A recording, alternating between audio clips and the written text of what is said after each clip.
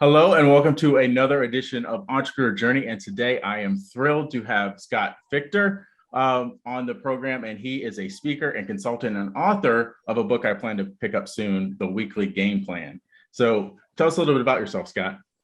Yeah, thank you so much, Doug, for having me. My name's Scott Fichter, as he had said, and I am a author, speaker, devoted Christian, husband, and father, which is what I pretty much like to live my life by. Focus on my family and stuff. That's probably one of my biggest core values. And I'm also a teacher. I'm also a teacher and former coach. So nice. What subjects do you teach? Well, this year I actually teach science. So when Nice. I taught language arts last year, and then the year before that, for like ever, I taught math.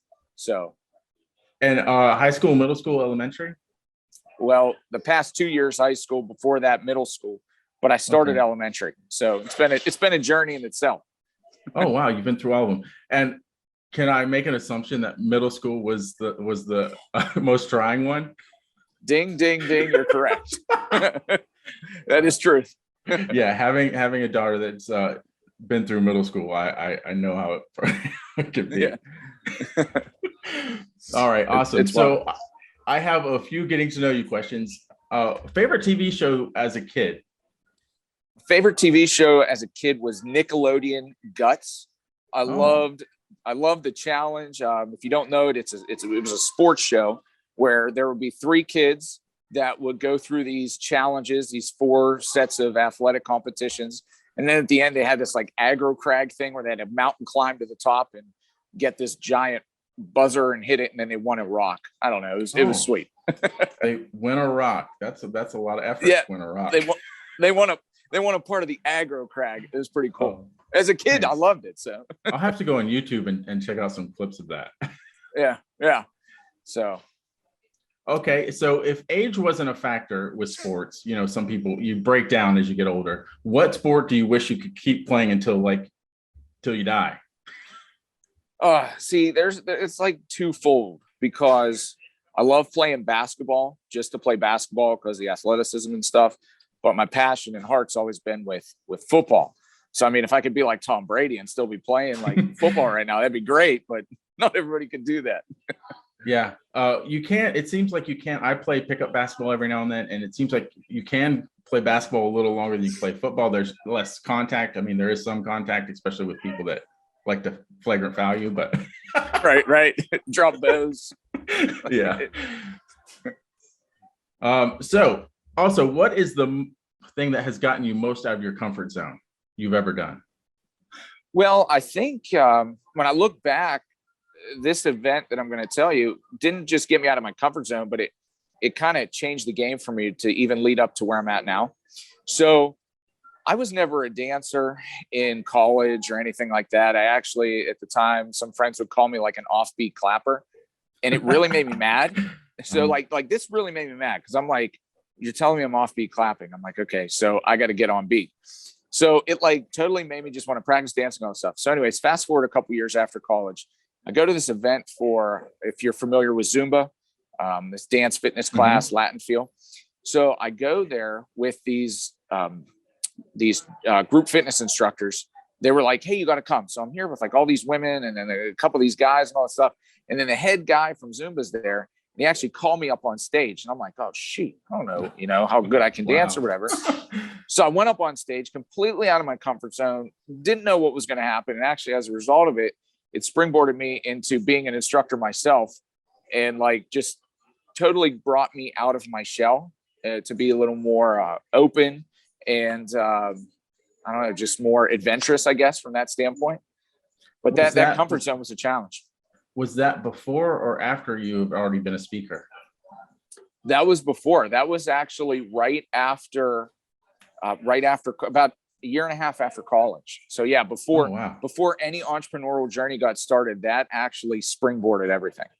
Nice. Yeah, that's a way to get it launched right there. Worse than speaking in front of an audience, dancing in front of an audience when you don't know if you can dance.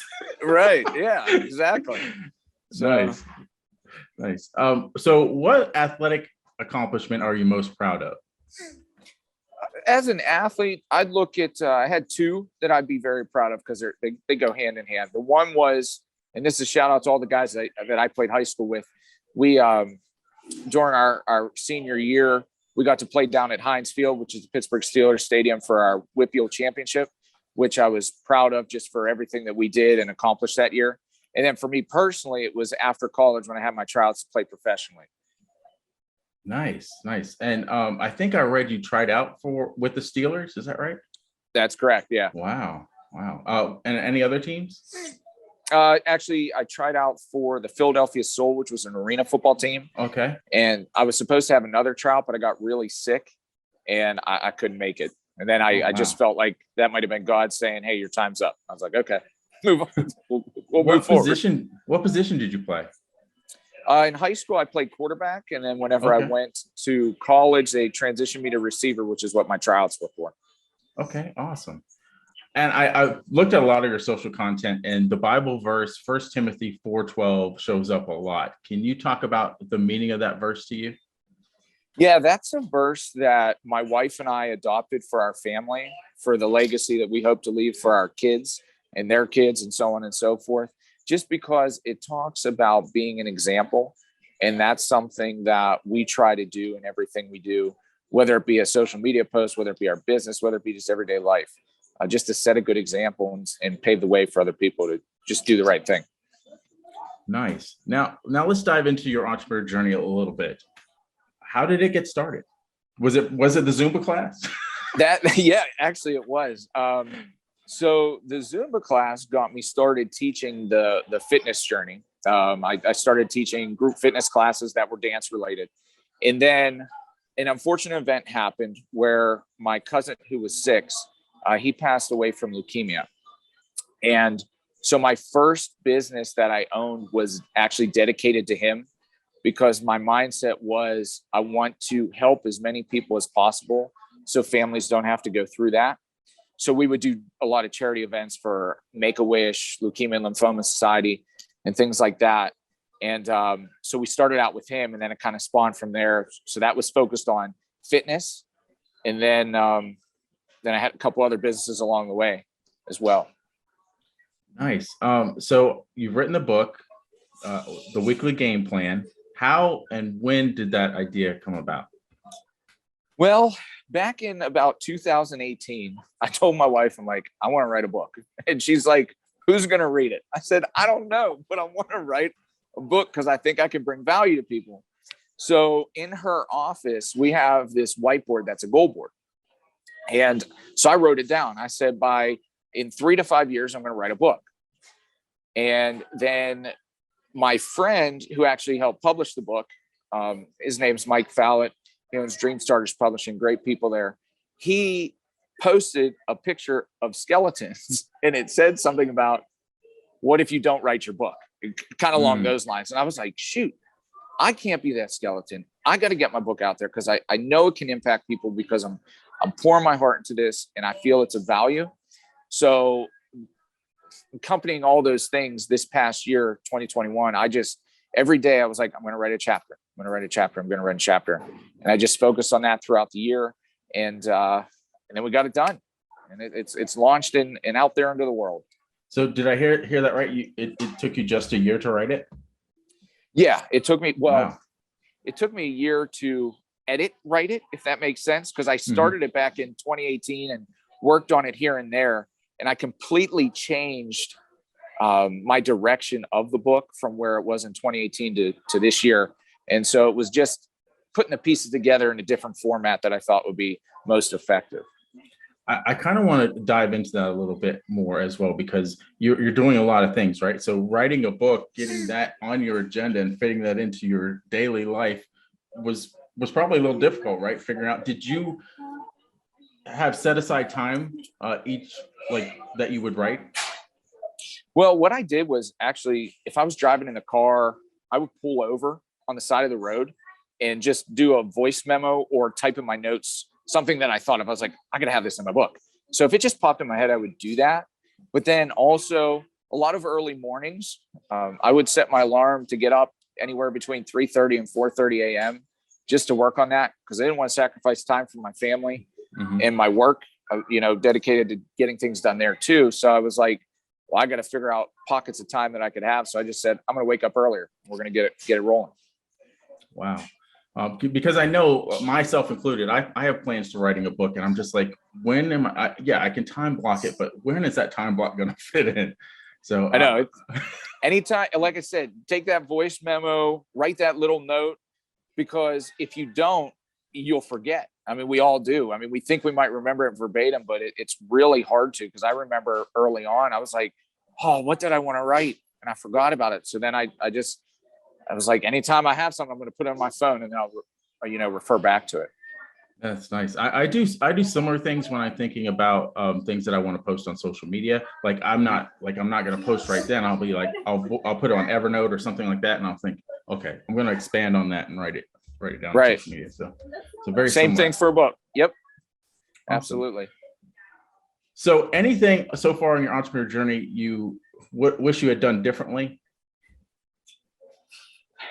I think, the way I look at life and the way I look at anything is I wouldn't change a thing, because I feel everything is set up in a way for you to learn. Mm-hmm. So, my first business that we talked about, how I got my entrepreneurial journey started, like that was a great business. We did, I was in 3 states with my fitness classes. We were doing some great things with it.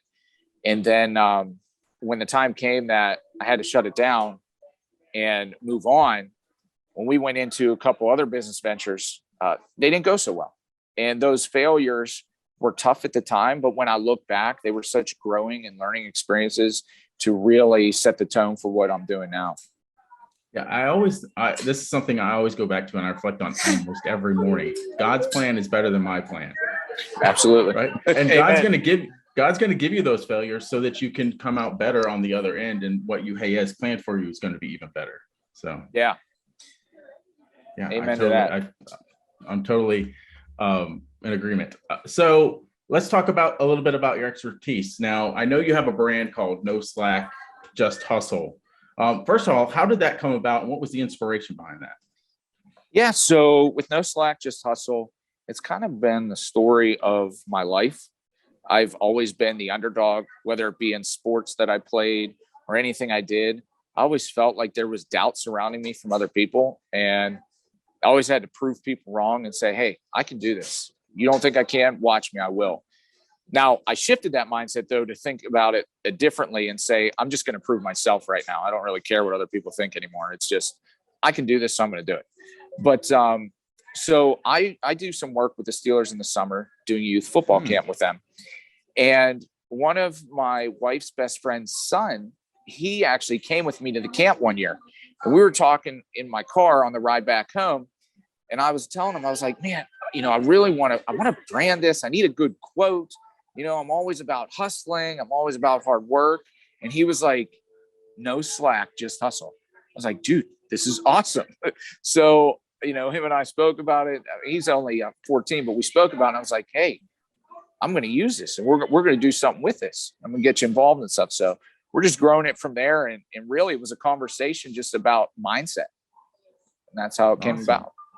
I love it because it's not just, as a marketing person, the best brands to me build communities. And I think when you have a rallying cry, like no slack, just hustle, it helps build that community. And if I may say this, you have a shop on your site, that swag is pretty cool. So I'm going to put a link, we're probably going to put other links below, but I'm going to put a link to your shop down below because I'm going to get something. I just couldn't decide when I was on there the other day. I was going to, what do I want? I like the shirts, the hoodies. I'm too old for a hoodie, let's be honest, but the t-shirts and everything were just so cool. Then I just like that rallying cry. So you can count on me to pick up some of that swag. And if you're watching this, click that link below and just go check it out. So next question is, I know you teach athletes. So how does what you teach athletes transfer to what you're doing on your journey? Well, I think just the lessons of hard work, dedication, keeping that positive mindset, in the world we live in now, especially in the world we live in now, I feel we're so filled with negativity. I even talk with my students and athletes sometimes about the music. I'm like, I grew up in the 90s with music. Everything was happy partying music. Now I'm like, you guys are it's all like depression, And so my mindset to them and the teachings that I give them that I try to instill in myself is you have to develop yourself as a person. So every day, the first thing in the morning, what I do is I read my devotional, and then I read my Bible verses for that day. And then I get into reading my dedication statement, which is what I want to do, what I want to achieve. And I try to teach my athletes about that too, like the goal setting, different things like that, to put it down. Like you can think it all you want, but if you write it, you're more likely to achieve it. So I try to instill that value into them, even into my kids at home. My wife and I do that with them as well, just so they have a path and a direction. And then, we always know that we might swerve a little bit as we go, but at least we know where we want to be. Because how can you get somewhere if you don't know the destination? That's right. You're just wandering around. And I want to dive in because one of the first times that I talked to you, we had a conversation online. You had mentioned, I think it was in a comment, about something that you did for your family that I think everyone could kind of pick up on. And it had to do with something you do for your kids when you start your day, and how you balance your family and work life. I thought that was super cool, and how you do that. So could you just expand on that a little bit? Yeah. So every day I'm not at home, which is usually Monday through Friday. When I'm not home with the kids, or they don't see me in the morning, and my wife doesn't get to see me, what I do before I leave is I write my wife a note, a handwritten note, just about either something that happened yesterday, being thankful for her, giving her some motivation for her day. And then I also film a video for my kids, just wishing them well on their day, and just trying to give them a light of positivity to kick their day off. So every day. I think that is so awesome, and what a commitment to have. I want to start doing that. It's just such a great way, and it's balanced. Like for me, I get so thinking about business. You have to keep your family first, right? Right. And like I could get up in the morning and skip right over, doing something for my wife or something like that. But if you are intentional, right, do everything you should do should be intentional. Right. I just think that's amazing, man. Thanks for sharing that. Thank you. Yeah. So tell us a little bit more about the weekly game plan and what it's all about. Yeah. So the weekly game plan, how I created it was based on different personal development books that I've read, like Think and Grow Rich, Rich Dad, Poor Dad, all these books. And I love them, and I love the message that they give. But the one thing that I struggle with is I would read it, I'd highlight it, okay, and then I would gain what I got, but then it would go to the side a little bit. Mm-hmm. And oftentimes I would forget. So I related it to my teaching. If I just stand up in front of a classroom and I teach you something, you're probably not going to hear much of what I have to say. But if I have you actually do it and take action, that's when the true value comes into play. So how I wrote the book was, it starts off each chapter with a story, because facts tell, stories sell. So stories people will relate to. People will really hone into a story. They might not relate to every story in the book, but there's going to be one that hits you. And then after the story, I kind of give a message with it. And then I give a question for thought, and then a take action game plan, where you as a reader actually take action on the message that's given. So one of those is goal setting. And in that chapter, you're going to physically write your goals. And then each day you're going to reflect on those goals. What did you do to make that step happen to get closer to that goal? So it's a work in progress book for everybody to really help them not just read, but implement. Yeah, I love that. I am an avid reader, and way back when I had a corporate job, I had one of my bosses. I was actually a Cracker Barrel manager. I was interviewing to have one of my own stores. And the district manager, I think it was regional, I don't remember who I was interviewing with, but I was telling him about all these business books that I read, right? And he's like, I don't care how many books you've read. How many have you implemented? Right? Because that's the secret, a valuable right? question. Yeah. You can read all the books in the world, but if you don't apply that knowledge, it's almost worthless, right? So knowledge is nothing without application. Right. Yeah. It's just wasted space. I'm glad you constructed your book that way. And we will be putting a link to that below as well. So 2020, I can't talk today. 2022, it's hard. 2022 is kind of hard to say. I know, right? So you have a lot on the horizon for 2022. I think I saw that you have online courses coming out, and I think you also have a podcast coming out. Can you expand on those, maybe what the podcast is going to be called and what it's going to be all about, if you know already? And a little bit more about the courses. Yeah, so we're going to have 2 online courses definitely launch this year. I don't know if we'll have more or not, but that's the goal point. One will be with the weekly game plan. It'll go hand in hand with that, and it's a personal development course to really help you on your journey. And then another one will go with what I do in the football atmosphere, and it'll be about helping families and athletes getting recruited. So it'll be about the recruiting process. Nice. So that way they can learn at their own pace. And then the podcast, I don't want to say when it's launching yet, because there's a lot of behind the scenes stuff I want to get done with it first, but it will be launching in 2022, just not a definite date yet. And it's going to be called No Slack, Just Hustle. So nice. That will be our podcast. It's going to focus on whether you're an athlete, an entrepreneur, a dad, a husband, a wife, a network marketer, whatever realm you work in. I feel this podcast is going to relate to you in some way or another. Looking to having guests.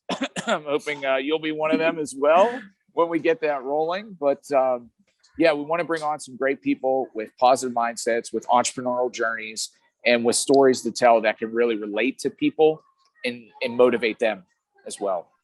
Oh man, I'm looking forward to it. You can count me as one of your first subscribers as long as I know when you launch it.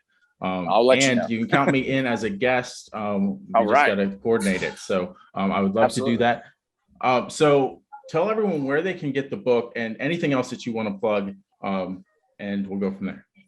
Yeah. So first, I mean, social media wise, you can follow us. We have a group called No Slack, Just Hustle. It's all about that mindset, personal development. You can always request me personally, Scott Fichter, on social media as well. I love to just help people in any way I can. As far as the book, we're on Amazon. In my social media profiles, I have a link tree that gives you quick access to be able to purchase the book. Same with our No Slack, Just Hustle merchandise. We've actually got a couple new designs that are going to come out at the start of the year. We didn't want to launch them with all the holiday havoc going on. So once the new year kicks off, we got a couple more. Took my wife's advice. We got some motivational quotes with them as well. So that way people can just keep motivated on their journey.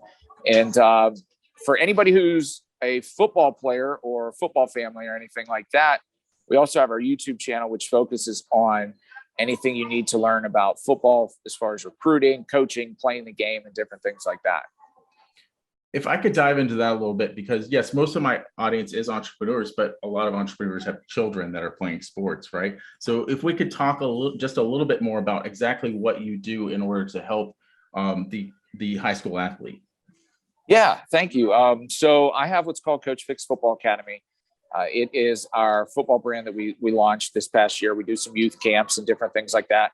We're actually in the process of developing a character development program as well for school districts, both in the secular and in the private sector as well, to just help their athletes become better men. Because the transition from high school to college, you're becoming a man, from a teenager to a man. So we want to help with that journey as well. But from the YouTube channel and such, I had an experience in high school. I came from a high school that a lot of people heard of it in the Pittsburgh area. And I went through the recruiting process, but most of the time the D1 recruits get most of the attention. I was a D2, D3 FCS guy, so I didn't get as much attention. So a lot of the recruiting I had to kind of do on my own. And I had no idea what I was doing. So we developed the football academy to help with that transition as well, because I've talked to so many families and parents specifically that are like, we have no idea what to do or how to help our child. So we have our academy. We're actually working with some athletes out in the West Coast in California right now, some in our area as well in Pittsburgh. So we're nationwide because we can do things via Zoom and whatnot to really just hone in on the specifics that you need to start and finish that recruiting journey. That is awesome. And I think it's be an understatement to say that Pennsylvania is a football state. Right. Yeah. We love our football out here. I lived in Kentucky for a while, and that is very much a basketball state. Yes, absolutely. Yep. Two different realms. Well, it has been a pleasure having you today, Scott, and I hope to stay connected in the Entrepreneur Journey group. And yeah, so any parting words for our guests? I just thank everybody for supporting what we're trying to do to help people.